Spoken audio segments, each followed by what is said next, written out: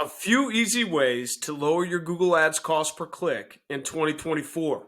What's going on, everybody? David Feldman-Makrias here, and I wanted to make this video because honestly, there's plenty of videos out there showing how to lower your cost per click, but a lot of them talk about the same types of information: paying attention to your quality score, paying attention to your keywords and expected click-through rates, so on and so forth. But we've actually run tests, and we are still running tests to see different ways that aren't as common that have a very, very good effectiveness of lowering cost per click.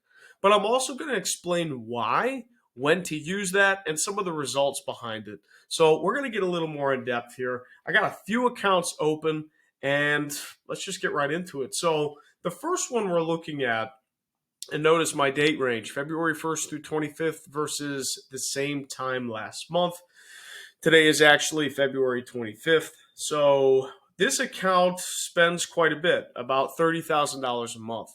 And we probably will be in the 35 to 40K USD range in any given month. It is a local business. So there's a lot of data in here. And we've been running this account for, I don't know, 4 or 5 years. So when we go in here, I want to designate, I'm only looking at search campaigns right now because, and only a subset of the search campaigns, because I want to isolate the actual example to show you exactly what this means. So when I look here, and my apologies in ahead of time because I don't have my columns ordered necessarily the way I want. I'm using a different view, but that's okay.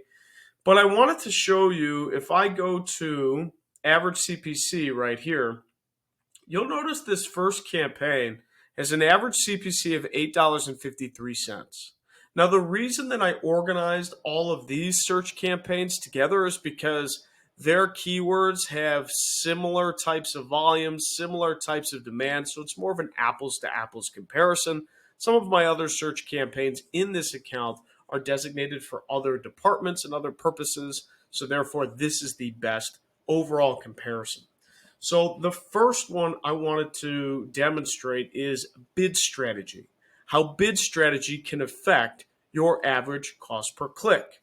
And just so I can go back, for those of you that are new to the channel and new to Google Ads in general, average CPC or average cost per click is just what it says. And these definitions are great. Average cost per click is the amount you've paid for your ad divided by its total clicks. So it gives the example. If your ad receives 2 clicks, one costing 20 cents and one costing 40 cents, your average CPC for these clicks is 30 cents. So just a quick overview there. But notice this top campaign here. This, actually has the highest average cost per click out of all the campaigns I'm looking at, and by a significant margin, $2-3 worth, which goes a long way when we get a lot of clicks, right? Notice that it has a different bid strategy than all of the other campaigns here too. Maximize conversions, target CPA. So maximize conversions, target CPA actually produces what I've seen, especially in search campaigns and other campaigns as well, a higher cost per click.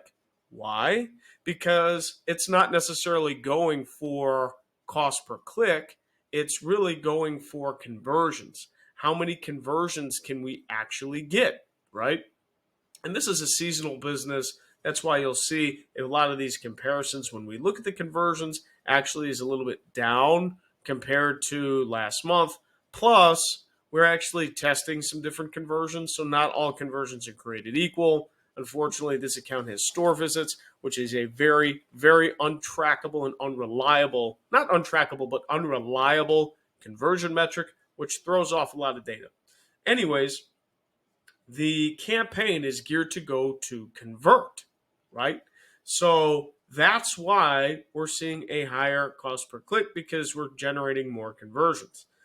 Now, I've explored a lot with maximize clicks. I call it old reliable because it acts as though it's a smart bidding strategy, but what's it going for? It's trying to maximize the amount of clicks that any campaign gets, and it's really pushing volume.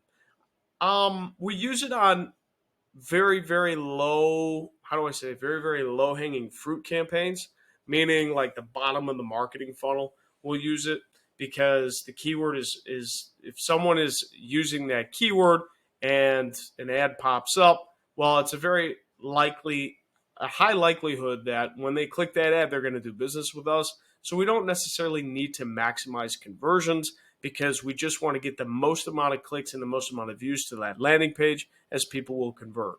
And you can see a lot of conversions. There's a lot happening here, 326, almost 50 on this campaign, 53 on this campaign. So as we test this maximized conversion strategy for this individual campaign, because it's geared towards that, it's really not yielding great results as far as average CPC. That might be something we have to test. Now, that could be different in whatever you define your conversion as. But my point being, note that bid strategy will greatly affect average cost per click. And an average cost per click used to be, maybe a decade ago, used to be a really high importance metric before conversions and things of that nature. But really, at the end of the day, the conversion is the hard metric we're going after, in my opinion. So average cost per click in this situation, even though this one's a little bit higher, if we're getting more conversions, then that's okay. So just note that bid strategy is an example of how to change average cost per click. If we have a more automated bid strategy, like a maximized conversion value or max conversions with a limit of target CPA, we typically see higher average cost per clicks versus maximized clicks. We're just trying to get the most amount of clicks for the budget. Then you will see a lower average cost per click. Honestly, maximized clicks on a branding campaign does work well in some instances because you're lowering the amount of each click, and people that click on your brand name are typically have a higher intent and a higher likelihood to do business with you. So that's one example. Example number 2, we're actually going to go to a different account, and I'm going to explain how the structure or the configuration of a campaign makes a difference for average cost per. All right, so this is example number 2. Note this is another local business. It's a smaller account. They spent about just under $2,000 in 1 month, only a couple of campaigns, so not quite as big as the last one, but that's neither here nor there.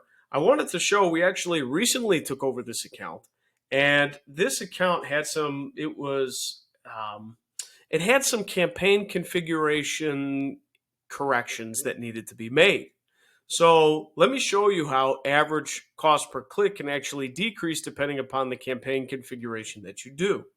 So note, we have a few items here, and we have our enabled campaigns, a couple paused campaigns, and then one more enabled. Now we're in a different account, okay? And this spend is a lot different. There's only $1,800 spend in an entire month. It's a smaller local business.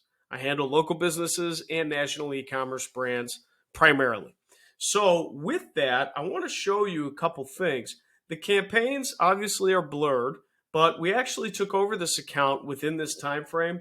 And what we notice is the campaign configuration wasn't necessarily optimized correctly. So you can notice here, our enabled campaigns right now, at least in this view, are all search campaigns. And then the 2 campaigns that we actually took over were search and display campaigns, indicated by the little magnifying glass and the actual banner next to it.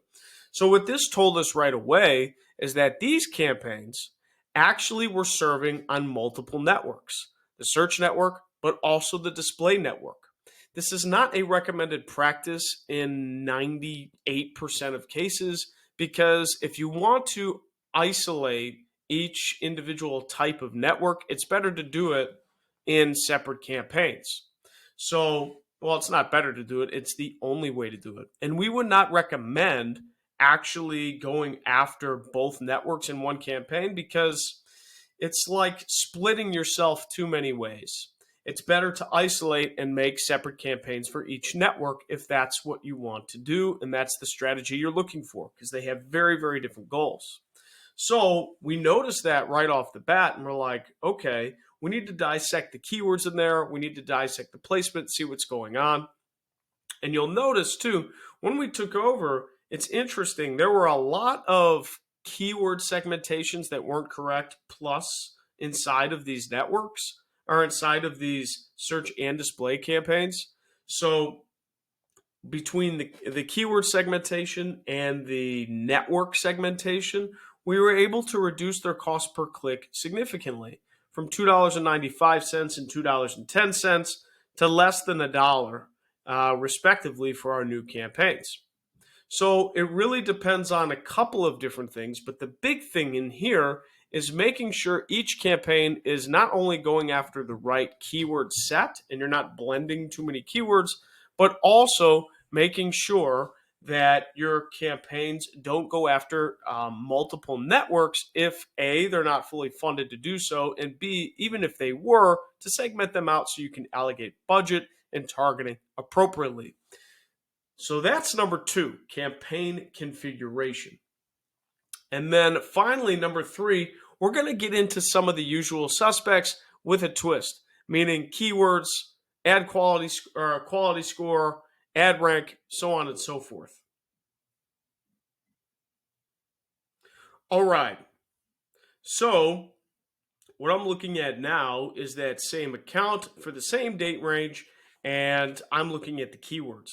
So the first thing, and this is correct, especially pushed by Google, is to look at quality score, but I want to differentiate it a little more than the other example videos I've seen. Here's how we're going to do it. So I'm looking at all the keywords and I'm filtering by conversions in the account. I'm looking at my top 10. I have my quality score columns here, and most are above a 7, which is positive, right? I think that usually above a 7 will provide the best results. Sometimes when you tweak keywords and ad text and things like that to get all of your keywords quality score over 10, you're going to miss out on some things. It's always a way to optimize, but just get the lowest hanging fruit first. Would be anything other than this below a 7. So when I see this, I see a few, and this one sticks out to me though, because it's interesting. Oh no, that's not the one that sticks out to me. Where is the one that sticks out to me?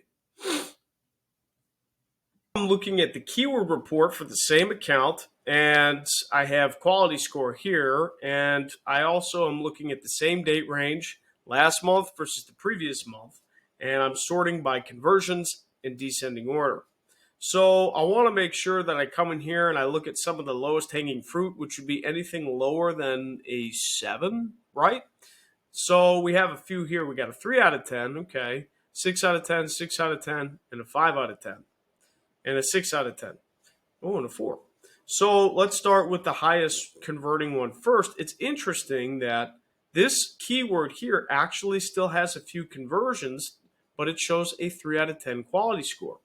And you can see my cost per conversion, which really, it doesn't really yield into quality score as much, but it may be a signal that I need to look at and improve my overall experience.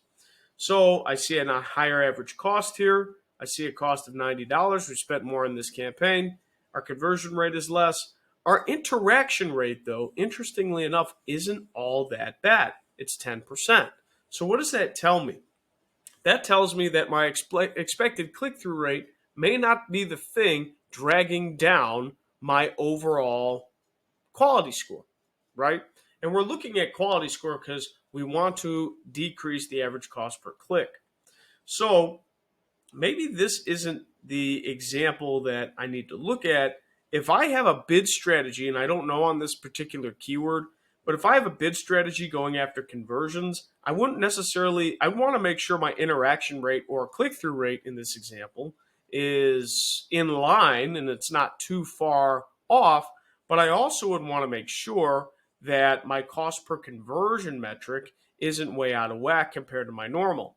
And honestly, it is. It's a $30 cost per conversion compared to my almost $9 average, $8.56 average. So what I need to do is I need to go in there and see how the landing page experience is and if my conversion tracking is actually working. Now, if it is, then I need to fix my expected landing or my landing page experience. So the twist on the quality score part is there's layers of which thing to look at first. So I would say in quality score, you want to look at your interaction rate or click-through rate first and see if it's in line or at least close to, what the average is going to be. If it is, or no, if it isn't, well, then you should go to your ad copy right away and make sure there's ad copy. Make sure your ad copy has the actual keyword inside it, or you can use dynamic keyword insertion. If it is in line with your average, if the interaction rate or click-through rate is in line with the average, then you want to go to the landing page. And you want to make sure, especially if you have a smart bidding strategy, like an optimizing for maximized conversions, because your keyword may not be converting or showing conversions, it might be dragging down that quality score. So the landing page experience would be something you go to in that instance. So hopefully that helps to know which one to go through first, because improving quality score does help decreasing average cost per click. But there's multiple factors in quality score, such as ad relevance, expected click-through rate, and landing page experience. You need to know how to go to which one first. So hopefully that helps. As a bonus, guys, I actually have an extra example, and I'm going to show it to you right now. All right, so this is your bonus example, right? So the bonus example actually is another local business. This is like the local business examples today. We spent about $8,400 so far this month, and I'm comparing it to the previous. I'm looking at one campaign as an instance because I want to highlight one actual change we made to this campaign. And we went down about 10% in cost per click from $5.34 to $4.80. Notice our overall cost stayed about the same here. And the reason I wanted to highlight this is because I wanted to show you some changes we actually made to this account, and I'm going to do that using the change history. All right, so I'm in the change history right now, and I'm in the one actual campaign I was looking at, and I wanted to note that I blocked out the dates here, but these were dates within the last 10 days or so. And the main thing we changed is, besides a minor budget increase, we changed a lot of the campaign assets, meaning we not just changed the ad copy, but we actually changed some of the site links, call outs, and used to be called structured snippets. I don't even know what they're called anymore. But we changed a lot of the assets. So here's one example. Campaign asset created, extension type is site link, status is enabled. So we actually not only created new assets, but we also changed some of them for it to work better. So ad copy, when we think of ad copy, we can't just think of the RSA or the responsive search ad. We need to think of all the things that play into ad copy, which are site links and previously named extensions, now called assets, right? So that's your bonus for today. Again, it didn't have a huge increase, not as much as the bid strategy one did. But number 3, yes, is making sure you're utilizing all the assets properly and tweaking them when necessary. Okay, guys, so in conclusion, right? In conclusion, we have 4 real ways to help lower average cost per click. One that's going to be the most impactful is the bid strategy, right? Having a smart bidding strategy, not optimizing for clicks, tends to yield for higher cost per click. So just know that. Number 2, campaign structure. Make sure that your networks that you're targeting are isolated, and make sure your keywords are segmented correctly by either campaign or ad group, but really by campaign, because it should be whatever budget you want for a certain keyword, not necessarily promoting SKAGs or single keyword ad groups, but there should be some organization.